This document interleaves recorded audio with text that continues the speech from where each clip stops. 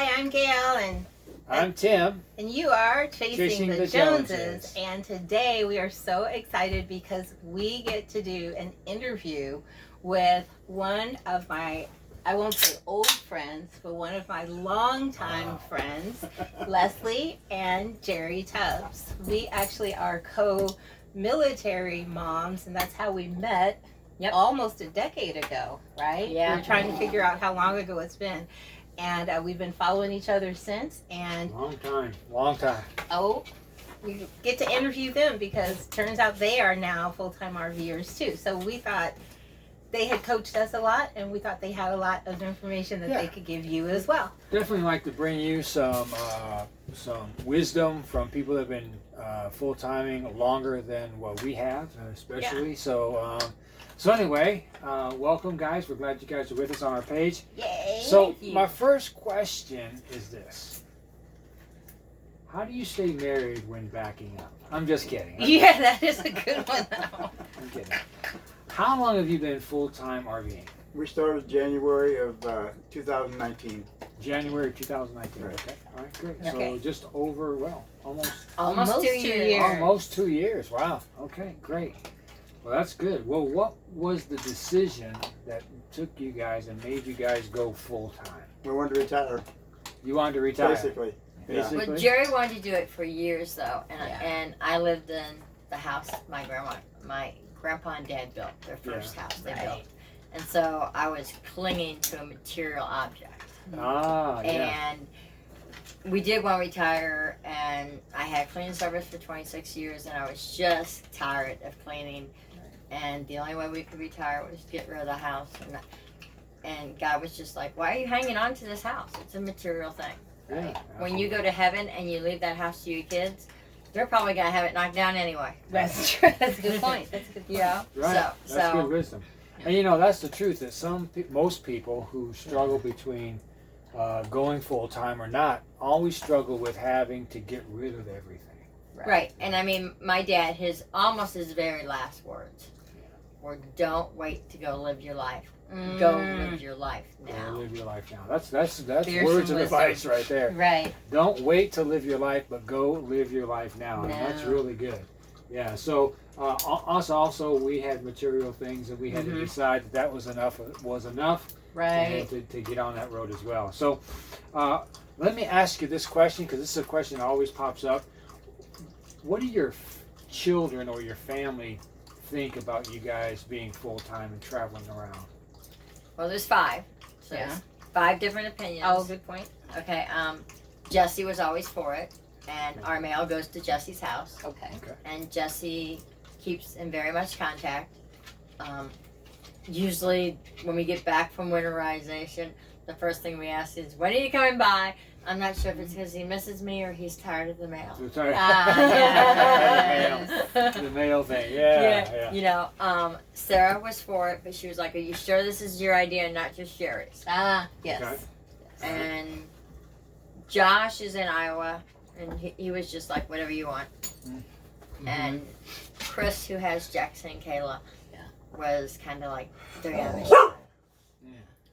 But we end up seeing the kids and the grandkids more than we ever did when we lived in the house. Yeah, you know, that's something that everybody says every time you watch a YouTube video about what people are doing, and also, you know, all that stuff. They say these things, that we see our kids, our kids, our grandkids, or our family much more than what we have ever been able to see. Right.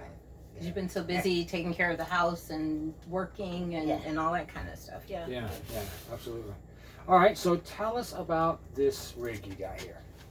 This gorgeous rig. This is a Murata 2019 BH 35 foot.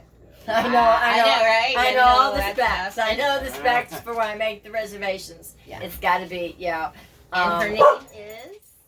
Her name is Serenity. Yes. We have a full refrigerator. That was one thing we wanted. Okay. Instead of having a bigger cabinet, we went for a bigger refrigerator. Okay.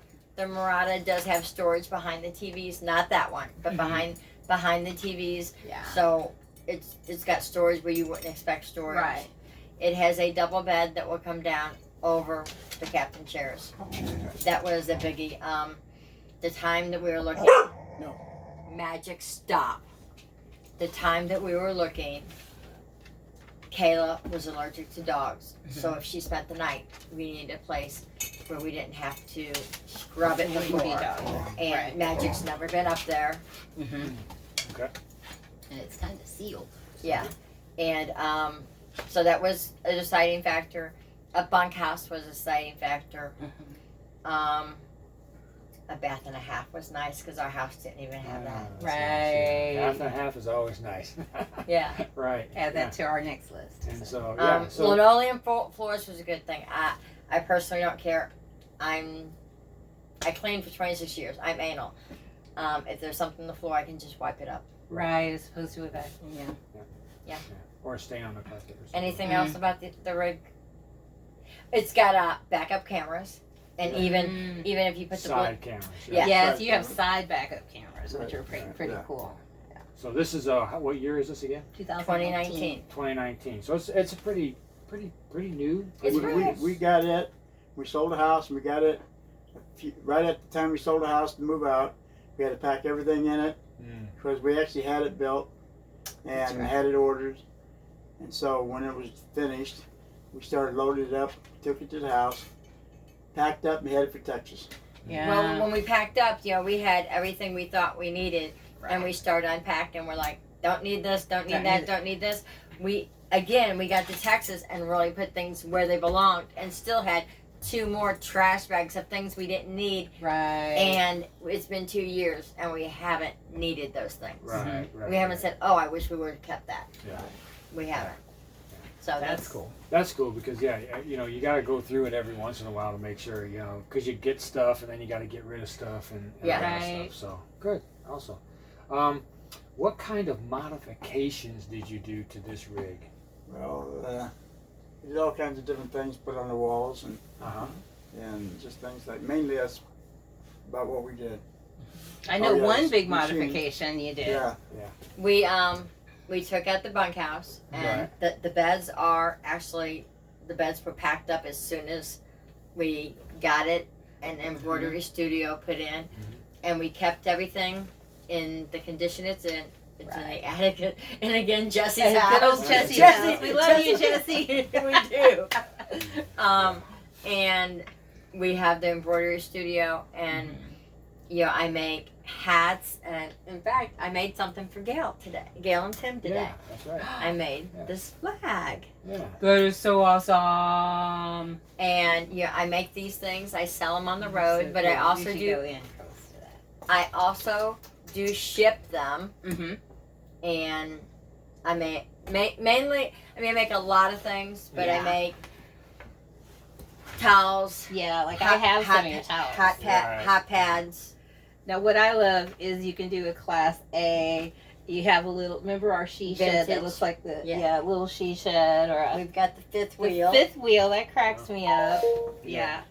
So I've For your fifth seen wheel people out there. so much that you do. Maybe would you mind if we just turned so that they could see your cool studio? Well, we'll do that here. Or- We'll do okay. that. We'll do it in a second. Okay. I love this. But I also make like stockings. Mhm. I make a stocking for campers where, and I don't have a sample of it. Yeah.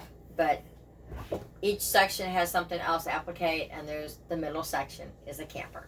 Ah, okay. Sweet. Nice. Yeah. Yeah. Now she does custom projects at rallies while you wait or while you're there. So, Right. We have yeah. the craft rally, and we have Mhm. the Coachman rally, and the first Yeah. day is a craft fair, and then if I don't have something they want, Sure. I can make it by the time they leave. That is so cool. Yeah. Yeah. So Which leads into my next question, which Right. was, how do you support yourselves on the road? Jerry's on Social Security, Right. so he gets Social Security and a retirement, Right. and then we do the craft sales. Craft sales, right? We do some craft fairs, and with the COVID, there's Yeah. not as many craft fairs, Correct, so yeah. Right. I'm just pushing the sales and shipping more. Mm-hmm. But then we also we left in January. The following April, we went to Echo Bluff State Park, Missouri, and we ran into a man that was a camp host. and he told us a little bit about camp hosting. And just for the heck of it, I downloaded the application and filled it out. And within 30 days, I had a couple. I had Babbler State Park calling me, and then Washington State Park. Yes. And so we're like, well, let's try it and see how it is. And there's so many benefits. Number one, you get to know campers that you never get to know. Right. And you're just helping campers like you would any other time. Right.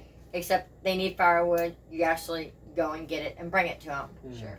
You know, but I mean, it's just, you get to meet a lot of people. The work's not that hard. And not all state parks are like Missouri. Missouri, for every month that you work, you get a coupon for a free night.